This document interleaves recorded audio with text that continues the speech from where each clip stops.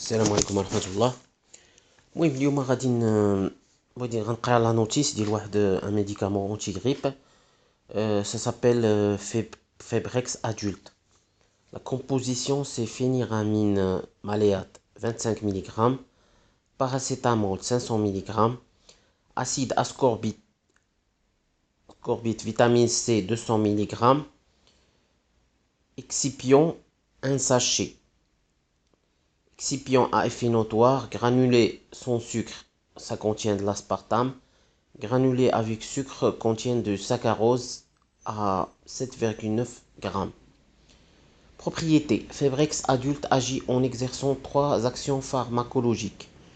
Une action antihistaminique qui permet de réduire les rhinorrhées et les larmoiements souvent associés et qui s'oppose aux phénomènes spasmodiques tels que les éternuements en salve.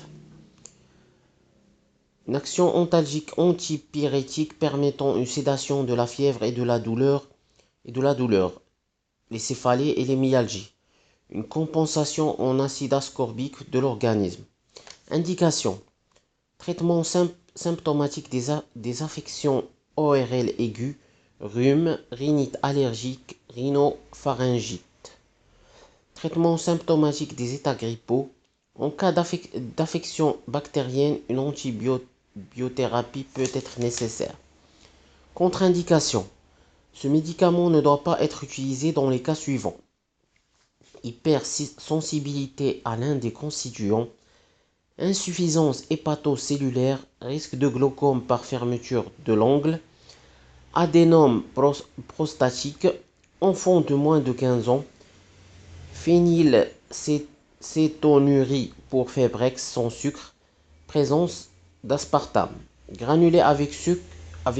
En raison de la présence du saccharose, ce médicament est contre-indiqué en cas d'intolérance au fructose, de symptômes de malabsorption du glucose et du galactose ou de déficit en sucrase isomaltase. En cas de doute, ne pas hésiter à demander l'avis de votre médecin ou de votre pharmacien. Mise en garde et précautions d'emploi. En cas de fièvre élevée ou persistante, de survenue de signes de surinfection ou de persistance des symptômes au-delà de 5 jours, une réévaluation du traitement doit être faite. Mise en garde. Le risque de dépendance essentiellement psychique n'apparaît que pour des posologies supérieures à celles recommandées et pour des traitements au long cours. Pour éviter un risque de surdosage, vérifiez l'absence de paracétamol dans la composition d'autres médicaments. Chez l'adulte de plus de 50 kg, la dose totale de paracétamol ne doit pas excéder 4 g par jour. Précautions d'emploi. L'absorption de boissons alcoolisées ou de sédatifs, barbituriques en particulier, qui potentialisent l'effet sédatif des antihistaminiques, est à éviter pendant le traitement. Granulé avec sucre, tenir compte dans la ration journalière de la teneur en saccharose. Interactions médicamenteuses et autres interactions.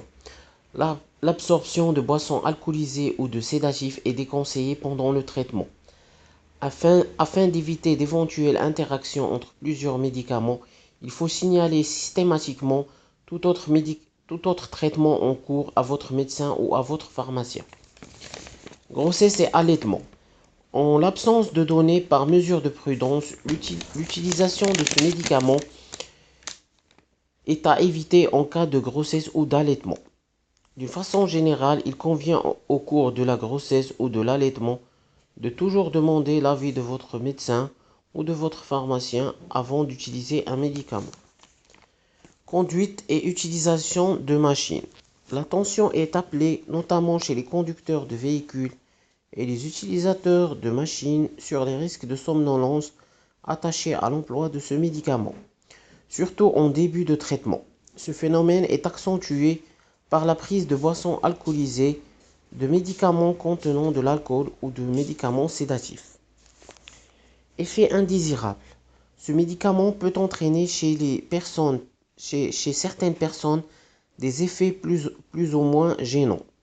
Sédation ou somnolence plus marquée en début de traitement, sécheresse des muqueuses, constipation, troubles de l'accommodation, midriase, palpitations, risque de rétention urinaire, hypotension orthostatique, troubles de l'équilibre, vertige, baisse de la mémoire ou de la concentration, plus fréquent chez le sujet âgé, incoordination motrice, tremblement, confusion mentale, hallucination.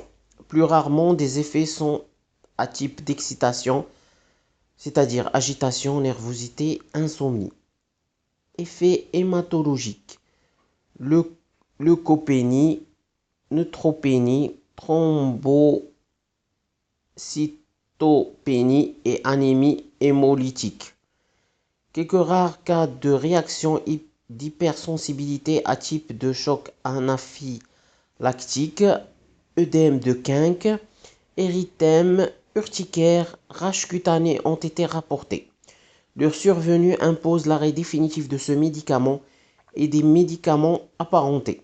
Signalez à votre médecin ou à votre pharmacien tout effet non souhaité et gênant qui ne serait pas mentionné dans cette notice. Posologie. Adultes et enfants à partir de 15 ans, un sachet 2 ou 3 fois par jour. Mode d'administration, voie orale. Les prises doivent être espacées d'au moins 4 heures. Les sachets doivent être pris dans une quantité suffisante d'eau froide ou tiède. Lors d'affections grippales, il est préférable de prendre ce médicament dans de l'eau tiède le soir à l'apparition des premiers symptômes. En effet, la boisson tiède aussi constituée favorise la diurèse et la transpiration propice à une élimination plus rapide des toxines.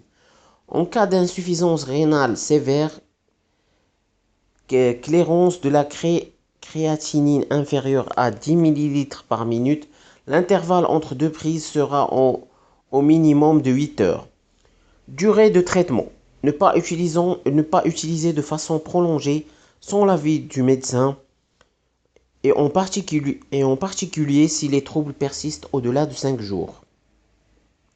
Forme et présentation. Granulé avec sucre granulé entre parenthèses avec sucre pour solution buvable, boîte de 8 sachets. Granulé entre parenthèses sans sucre pour solution buvable, boîte de 8 sachets. À conserver à une température ne dépassant pas 25 degrés Celsius et à l'abri de l'humidité.